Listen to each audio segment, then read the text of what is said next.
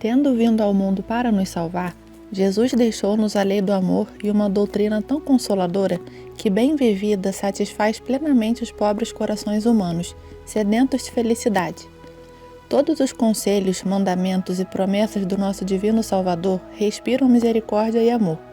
Não parece, pois, estar de harmonia com este amoroso e misericordioso plano redentor a ideia generalizada entre os cristãos de que após a morte quase todos terão de experimentar, durante um período mais ou menos longo, falando à maneira humana, os dolorosíssimos tormentos do purgatório, onde a alma expia a pena devida pelos seus pecados que ainda não tenham sido satisfeitas pelas penitências da vida terrena.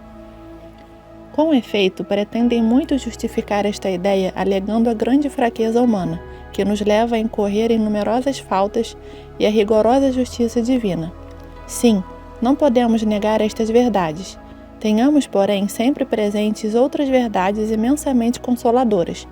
Por um lado, o amor e a misericórdia de Deus superam incomparavelmente todas as suas obras.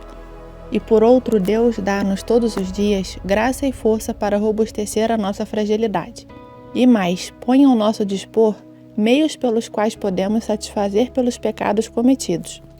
Infelizmente, esta verdade tão consoladora passa despercebida a muitos cristãos, que por isso ficam desencorajados e não aproveitam os meios fáceis que Deus lhes proporciona para satisfazerem a sua justiça na vida presente. É evidente que quem continua a pecar deliberada e obstinadamente e rejeita os numerosíssimos meios de purificação oferecidos por Deus, se condena ele próprio ao purgatório. Vamos, através deste, dar a conhecer os meios através dos quais o cristão pode evitar o purgatório ou abreviá-lo consideravelmente. Será possível evitar o purgatório? Sem dúvida que sim. Julgam muitos que o cristão não pode evitar o purgatório. Todos temos de passar por lá, dizem. E não falta quem, rindo, afirme: quem me dera ir para lá? Demasiado tarde reconhecerão a insensatez destas palavras.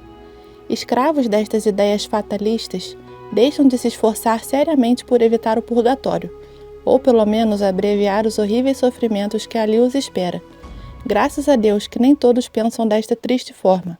Demonstraremos a possibilidade de evitar o purgatório, ou pelo menos de nele abreviar consideravelmente o período de expiação.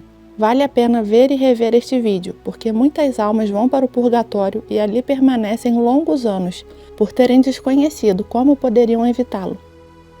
Como vocês vão perceber, os meios que sugerimos são fáceis, práticos e estão ao alcance de todos. Por outro lado, a sua utilização far-nos-á felizes na vida terrena e afastará de nós o horror da morte que aterroriza tanta gente. Como evitar o purgatório?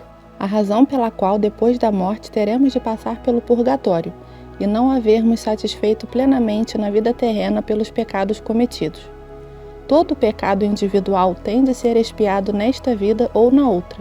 Nem a mais leve sombra de mal é admitida na Santíssima Presença de Deus.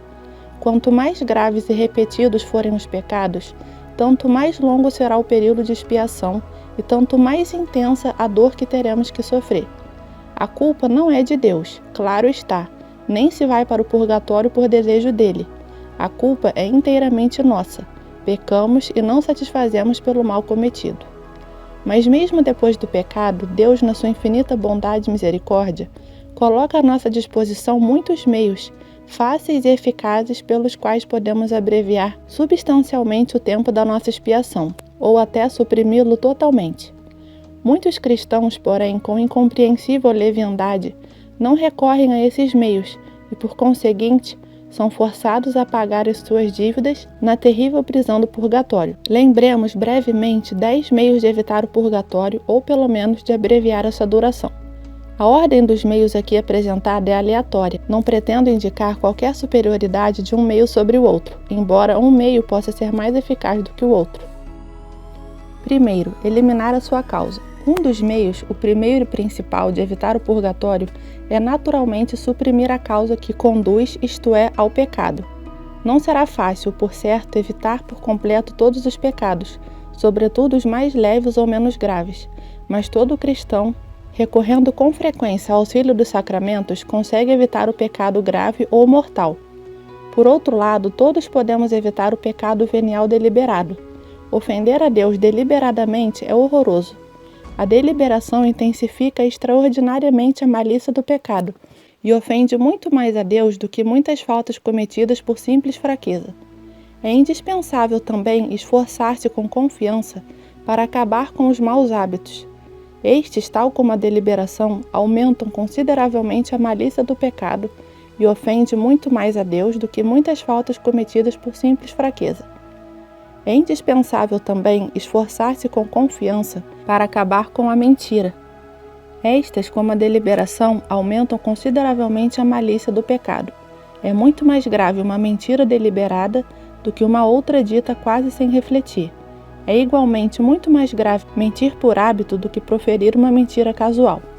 Uma senhora tinha o hábito de falar constantemente mal do próximo, mas depois de ouvir um sermão sobre esse assunto, tomou a resolução de se emendar e cumpriu-a. Esse propósito simples, mas enérgico, transformou por completo o seu teor de vida, livrou-a de milhares de pecados contra a caridade e de um longuíssimo purgatório. Haverá alguém incapaz de formar e cumprir igual propósito? A todo cristão que evitar, e facilmente o pode fazer, o pecado mortal, o pecado venial deliberado e os maus hábitos, será fácil obter o perdão das faltas ocasionais provenientes da fragilidade humana, como veremos mais adiante.